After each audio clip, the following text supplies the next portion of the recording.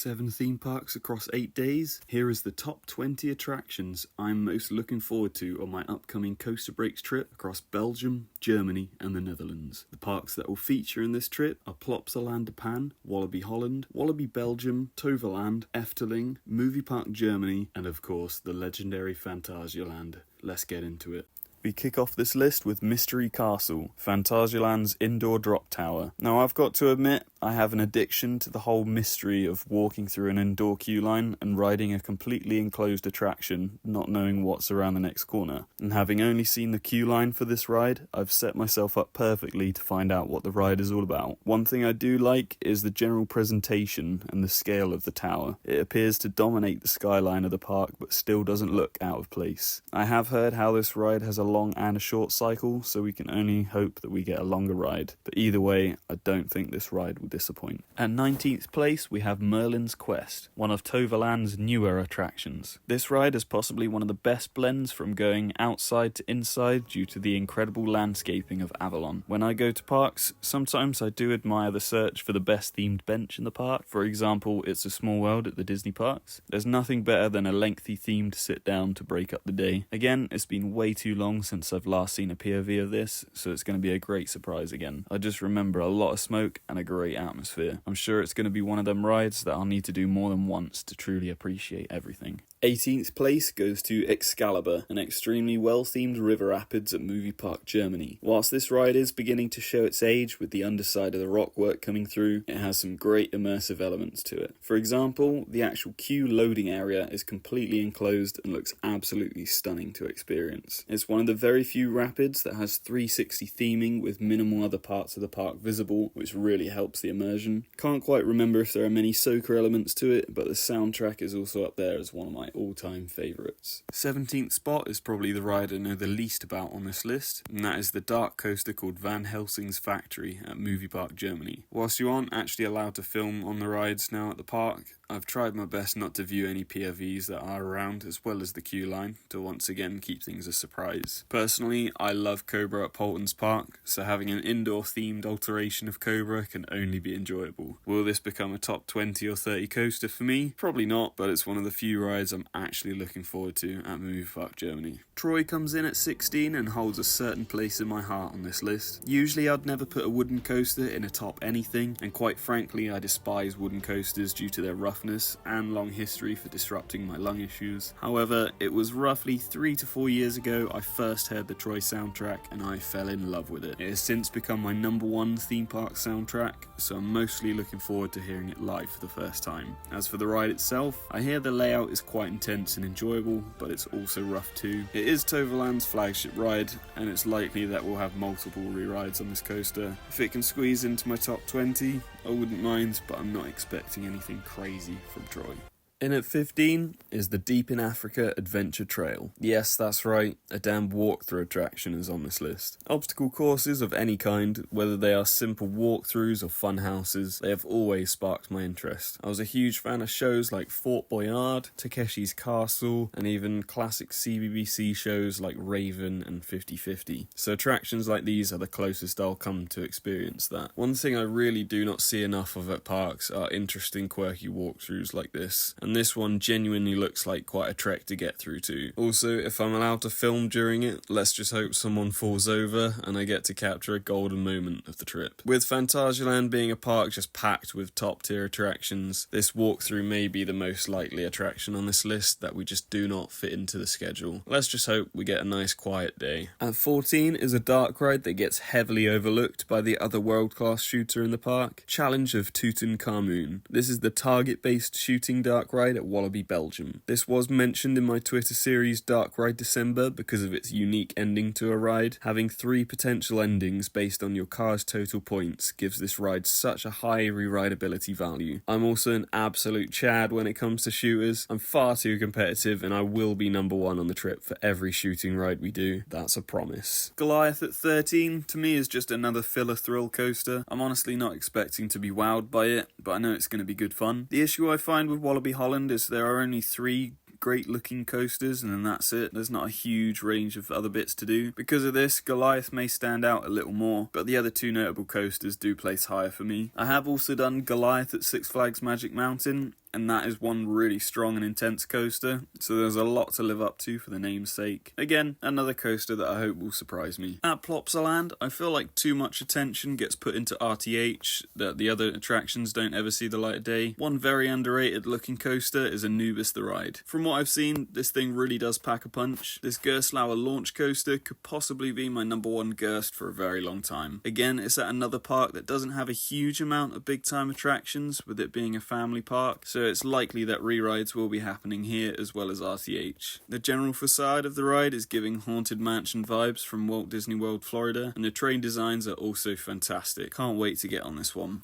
11 brings us to a coaster that should probably be higher on this list. This is Kondaa at Walibi, Belgium. I'll admit, each time I watch a POV of this, I grow more and more fond of this coaster. The actual entrance plaza looks phenomenal, and the layout is surprisingly interesting for a mega coaster. I'm hoping this ends up as one of those coasters that exceeds expectations. The issues come with the fact that Walibi, Belgium just has too many interesting attractions in my eyes, meaning it's less likely that I'll get re-rides on Kondaa. I do think this may creep into my top 10, and Kondaa is likely to be our first coaster of the trip, so let's hope it sets the bar high. 10th place is Colorado Adventure. For those of you who know, I currently have a different mine train as my rank 0 coaster, which is Big Thunder Mountain at Disneyland Paris. An astonishing 4,200 foot long, this truly does appear to be a world-class family coaster, as it intertwines with the layout of Chiapas and various buildings around the Mexico area of the park. It's certainly a contender for a rank 0 coaster of the trip, and honestly, every Phantasialand attraction just goes crazy.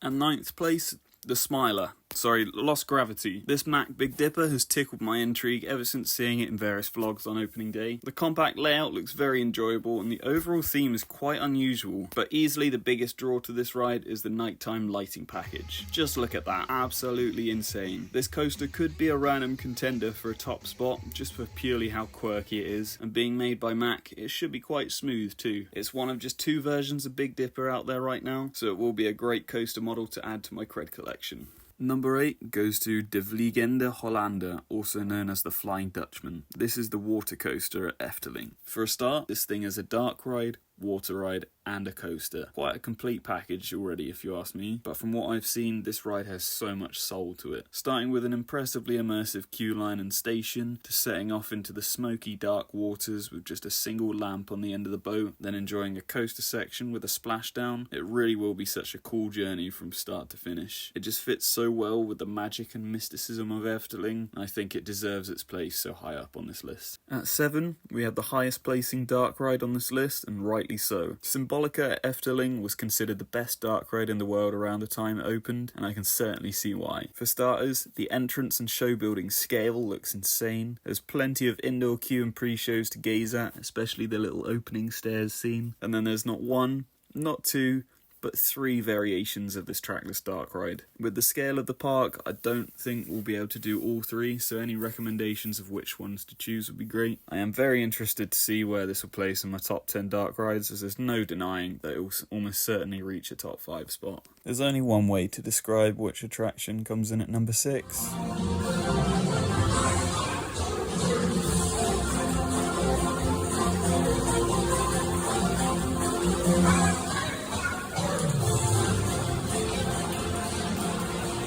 Kicking off the top 5 is the underrated and overlooked Black Mamba. Of course, at Phantasialand there are 2 other absolute world-class coasters with theming beyond belief, but Black Mamba is certainly not far behind it. It's considered to have one of the best station starts for a coaster, despite the reports of such poor operations, and its layout flourishes so well with the terrain and all the near misses and tunnels. It's honestly such a great looking invert. I low-key hope it beats Nemesis for me, so I can upset everyone else's opinions on invert rankings. And what other coaster has a world-class walk-through attraction embedded into it as well? Mental.